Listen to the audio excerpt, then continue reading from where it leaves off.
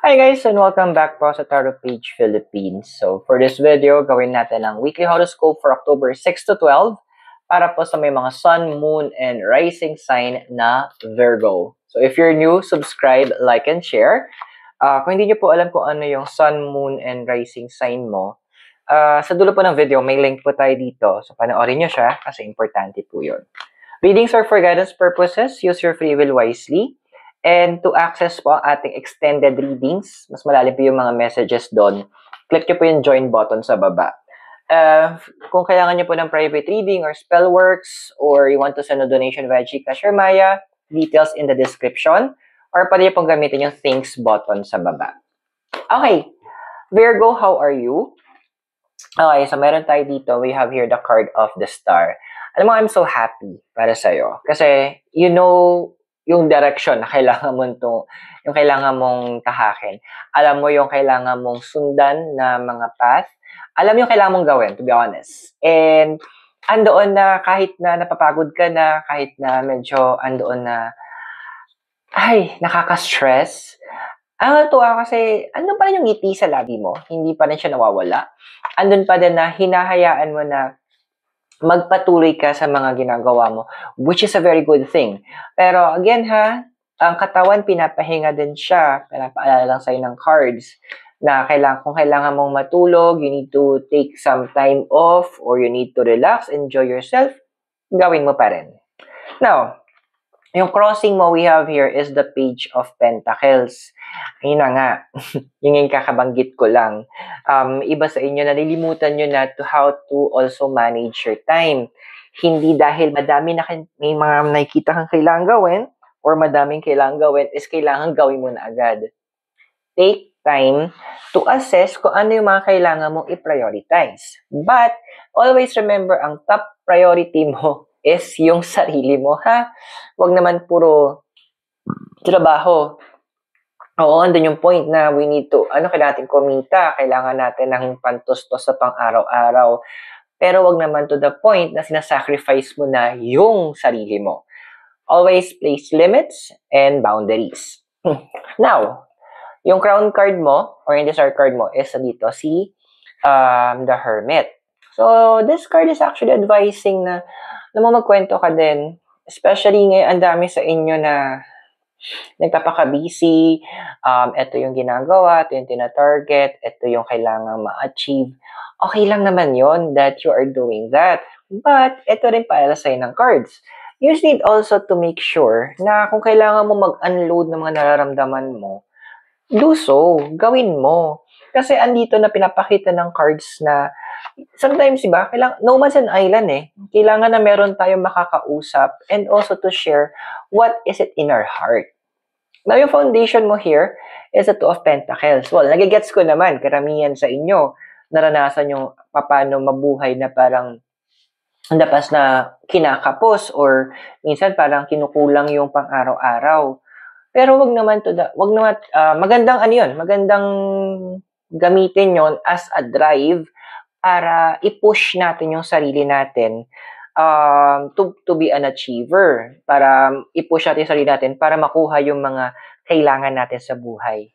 Pero, may pero tayo pero, wag naman to the point na may mga importanteng bagay, yung mga natin priceless na mga bagay sa buhay natin, ma-neglect din natin. That's very wrong.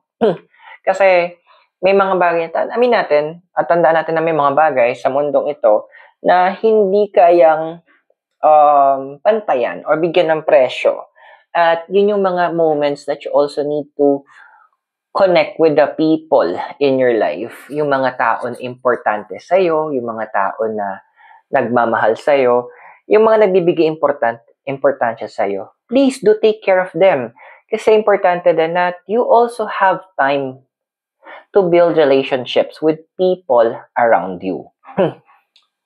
Now, in the past, nakita natin dito, as the Ten of Wands. Well, may mga iba talaga sa inyo, ang bata nyo palang na maaga kayong nagising sa realidad ng buhay. Yung hirap, paano kumayod, may mga iba sa inyo, hindi nyo na nagawa na maabot yung mga tina-target nyo, sabi natin pag-aaral, yung mga basic na mga bagay. Kaya siguro ang dami din sa inyo na, yun nga, nagiging workaholic. And ando na pinipilit nyo sanang yung mga hindi nyo naranasan or siguro nakain, anong kabataan nyo, or natanggap, or mga gamit na gusto nyo sana magpapasaya sa inyo. Parang ngayon yun na lang siya ulit na in-experience sa buhay nyo. Ngayon na lang nyo ulit siya binibigyan ng oras. And parang, siguro, healing the inner child. Walang masama doon. Pero again, we need to set boundaries kasi sa paggaling na, di ba, pag sa hospital, minsan para gumaling isang sakit, minsan ilang operations yung kailangan. Pero hindi naman yung sabay-sabay ginagawa yung operations eh. Binibigyan ng oras or interval yung bawat operation para magkaroon ng oras din yung katawan na lumakas, gumaling, at iayos yung sarili. Saka ulit gagawin yung next operation. So, one at a time, my dear, ha? Now, we have here is your future na ikaw, which is a card of strength. Ito yung inaalala ko, na sa inyo kasi I hope this is something na ipe-prevent nyo by taking those advices ng cards. Kasi ang nakikita ko dito, may mga iba sa inyo na nagkakaramdam na kayo ng panghahapo. Nakakaramdam na kayo na parang nangihina kayo. Dude, kung kailangan nyo mag-vitamins, mag-take kayo ha. Of course, with the advice of the doctor. Andun din na be sure na asikasuhin nyo naman yung mga kailangan nyo asikasuhin tungkol sa sarili nyo. Hindi yung parang, ay, okay na to, kasi nagawa ko naman na to, masaya na ako, so goods na ka. No. Always keep in mind that health is wealth, ha? Kasi ang hirap kapag katawan natin ang bumigay. So, paano tayo kikita? Paano tayo mag-work? Paano tayo magagawa yung mga kailangan natin gawin? Kung yung physical nating pangatawan ay ang nahihirapan na. Oh, kung nakaka-resonate ka sa readings, meron tayong extended readings, pwede mo siyang ma-access by clicking yung join button sa baba. Pero for now, tuloy natin yung readings mo. So we have here is sa physical environment mo, the Fool. Pansin mo, ang daming ngayong bago nangyayari. Kasi ando nakakatuwa eh. Natututo ka din na makinig doon sa tinatawag natin na leading ng universe para sa'yo. Yung point na, okay, ito yung nararamdaman mo.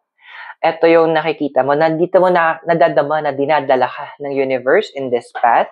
Listen to it. And andoon naman na, of course, napansin mo din na parang may mga tao na medyo lumayo. Okay lang, di ba? Actually, mas lumuwag nga yung buhay mo nung medyo nagkaroon ka ng distance with some people eh.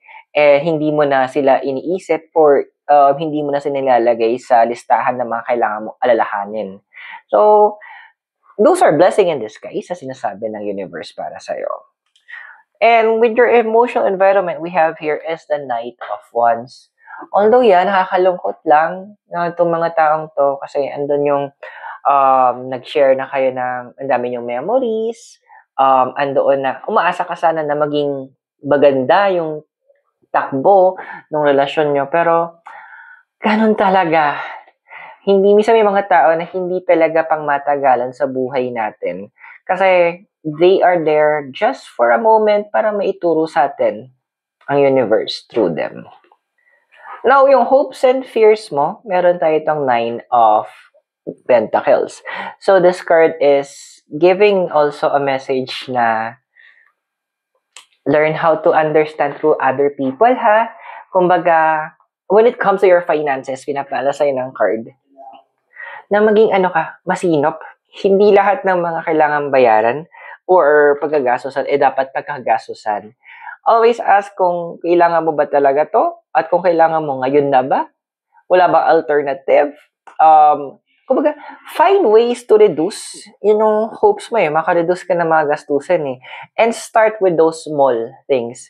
Example, ako imbes na bumibili ako ng, iba kasi bibili na ako ng pouch, ng toyo. No, ang bibilin ko yung malaki. Kasi kung kukumputin ko, mas nakakatipid ako at mas madami siya. So sa mga ganong bagay, you start with that. Because in the near future, eto ka, the triumphant entry of the 6 of once. So, this card is actually saying then na meron kang andoon yung moment that you are being given by the chance by the universe to walk at ipakita sa mga tao na, oy, okay na ako, I'm better, I'm stronger.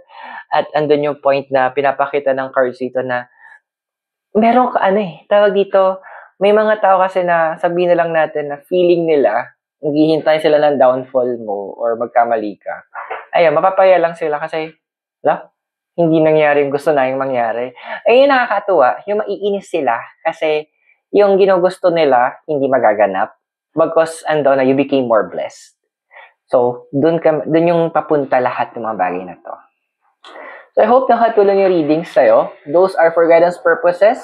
Use your free will wisely. And if you want to access your extended readings, i-click mo lang yung join button sa baba. Kung bago ka, subscribe, like, and share. Private readings, spellworks, and donations in Gcash or Maya, you can use the details in the description below. Ayun. So, pwede mong gamitin yung thanks button sa baba. So, Virgo, maraming salamat. God bless, Namaste, Hare Krishna, and blessed be. And I hope to see you sa ating extended reading. Mula po dito sa Baguio City, this is Zero. You have a great day. I'll see you soon.